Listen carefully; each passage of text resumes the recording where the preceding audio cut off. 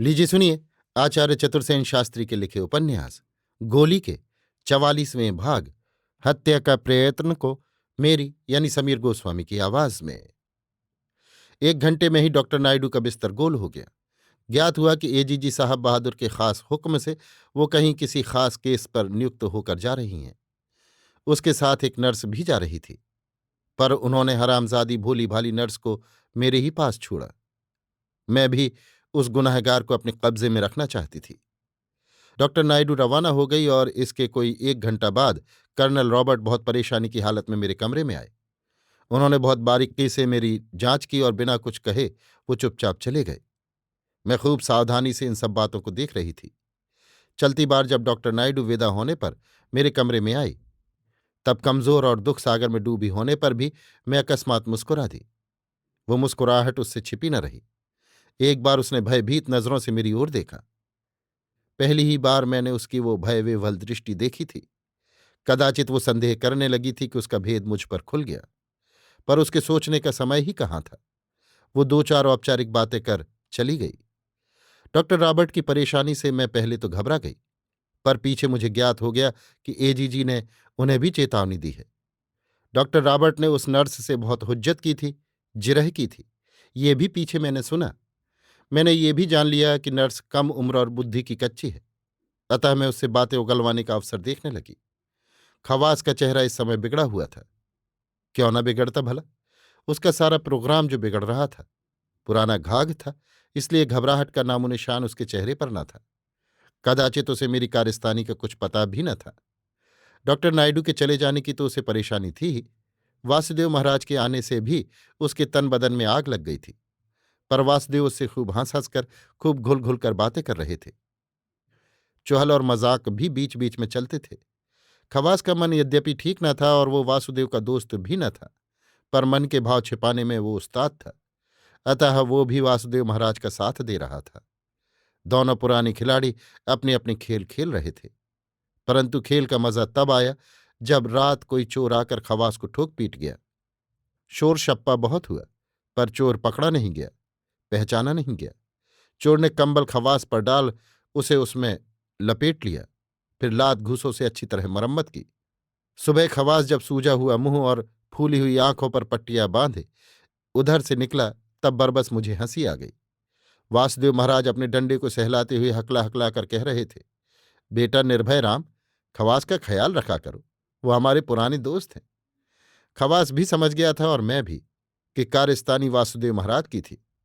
तीसरे पहर जब वासुदेव महाराज मेरे पास बैठे, तब मैंने कहा, ये क्या किया बाबा जी, खवास को खत्म ही कर दिया? तब हंसकर वासुदेव महाराज बोले, खत्म कहाँ किया, आज जरा सी खोपड़ी से सहलाइए सिर्फ। अब जब तक बेटा जी आप उसे अंतर्धान नहीं हो जाते, उनकी सेवा तो निर्भय राम को करनी ही पड़ेगी। कि क्या कहते हो बेटा निर्भय राम? मैं हंसते हंसते लोटपोट हो गई और कल तक मैं कैसी भयानक मुसीबत में फंसी थी, ये बिल्कुल ही भूल गई। इस घटना के तीसरे ही दिन पुलिस दल बल सहित आधम की। पुलिस के बड़े साहब आए। नौकर चाकर छोटे बड़े सभी भय से कांपने लगे। जो असल कारण नहीं जानते थे, वे भांति भांति की अटकल लगाने लगे। पुलिस ने सबसे प्रथम उस नर्स को फांसा। उसने 5-10 मिनट में ही सब भेद खोल दिए। जहर की पुड़िया भी उसके पास से बरामद हुई। उसके बाद मेरा बयान हुआ। अत से इति तक सब बातें मैंने बता दी। परंतु जब मैं बयान दे रही थी, तभी अकस्मात खवास ने मेरे ऊपर रिवॉल्वर चला दिया। परंतु इसी क्षण वासुदेव महाराज गरज कर खवास पर चीते की भांति टूट पड़े। खवास का निशाना चूक गया और गोली मेरे कान को छूती हुई दीवार में घुस गई। इसी समय मैंने देखा कि खवास में दैत्य के समान बल था। उसने अनायास ही वासुदेव महाराज को उठाकर दूर फेंक दिया और लगा दनादन गोलियां दागने। एक गोली वासुदेव महाराज की जांघ में घुस गई। पुलिस के जवान तुरंत ही उस पर टूट पड़े और उन्होंने पिस्तौल छीनकर उस पर कब्जा कर लिया तथा हथकड़ियों में जकड़ लिया। एक क्षण भर में ही ये सब भयानक कांड हो गया। वासुदेव महाराज खून से भर गए, पर उन्हें इस समय अपने जख्मी होने की जरा भी परवाह न थी। वो हकला हकला कर खवास पर व्यंग बाण चला रहे थे और खवास गंदी गंदी गालियां बक रहा था। मैं उस हत्यारी की गोली से बाल बाल बच गई थी, इसलिए वासुदेव महाराज बहुत खुश थे। उन्हें तत्काल प्रारंभिक उपचार के लिए अस्पताल भेज दिया। खवास ने प्रत्येक बात से कतई इनकार कर दिया। पुलिस ने उसके वस्त्रों की भी तलाशी ली और कमरे की भी, मेरे कहने पर कोठी के पिछवाड़े वाले कमरे की भी। वहां से कई संदिग्ध वस्तुएं मिली। उनमें सबसे अधिक महत्वपूर्ण था एक अधूरा पत्र, जिसे वो महाराजाधिराज को कदाचित उसी समय लिख रहा था जबकि पुलिस ने उसे धर दबाया था। पत्र अधूरा था और उस पर उसके हस्ताक्षर नहीं थे, पर वो उसी के हस्तलेख से था और उससे मेरी हत्या की योजना तथा महाराजाधिराज से उस योजना के संबंध पर काफी प्रकाश पड़ता था। पुलिस खवास और नर्स को गिरफ्तार करके ले गई। कर्नल रॉबर्ट ने बाद में मुझे बताया कि मैंने जो पानी एजीजी को दिया था वो बंबई जांच के लिए भेजा गया था और उसमें विष पाए जाने पर ही एजीजी ने पुलिस बुलाई थी। उन्होंने मुझे बहुत बहुत तसल्ली दी और कहा, अवश्य डॉक्टर नायडू भी गिरफ्तार होंगी। उन्हें इस बात का भारी खेद था कि इतनी योग्य डॉक्टर होने पर भी उसने ये दुष्कर्म किया। उन्होंने मुझे ये भी बताया कि मेरी डिलीवरी के लिए बंबई से एक लेडी डॉक्टर और 2 नर्सें बुलाने का प्रबंध एजीजी महोदय ने कर दिया है। ये अंग्रेज चरित्र था जिस पर आज मुझे विचार करना पड़ा।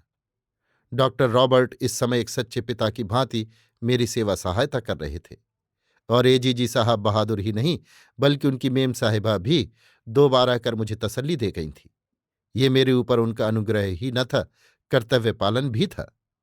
मैं जानती थी कि यही साहब कुंवरानी के मामले में मेरे कितने विरोधी थे। मुझे रंगमहल से निकालने में उन्होंने बड़ा बल लगाया था, पर आज वही मेरे प्राणों की इस प्रकार रक्षा कर रहे थे। सच तो ये है कि उन्होंने ही मुझे नवजीवन दान दिया था। मैं मन ही मन उनकी कृतज्ञ हो रही थी और जब जब सारी बातों पर ध्यान आता था तब तब मेरी आंखों में आंसू उमड़ आते थे। मुझे वासुदेव महाराज की बड़ी चिंता थी। बेशक उन्होंने मेरे प्राण बचाने में अपने प्राण संकट में डाल दिए थे। वो बूढ़ा ब्राह्मण अकारण ही अपने प्यार से मुझे आप्लावित कर रहा था। मैं उन्हें देखने और उनका हाल जानने को अधीर हो रही थी, पर कर्नल ने मुझे बता दिया था कि गोली उनकी जांघ से निकाल दी गई है और उनकी हालत सुधर रही है।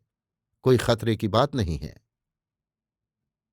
अभी आप सुन रहे थे आचार्य चतुर्सेन शास्त्री के लिखे उपन्यास गोली के 44वें भाग हत्या का प्रयास को मेरी यानी समीर गोस्वामी की आवाज में।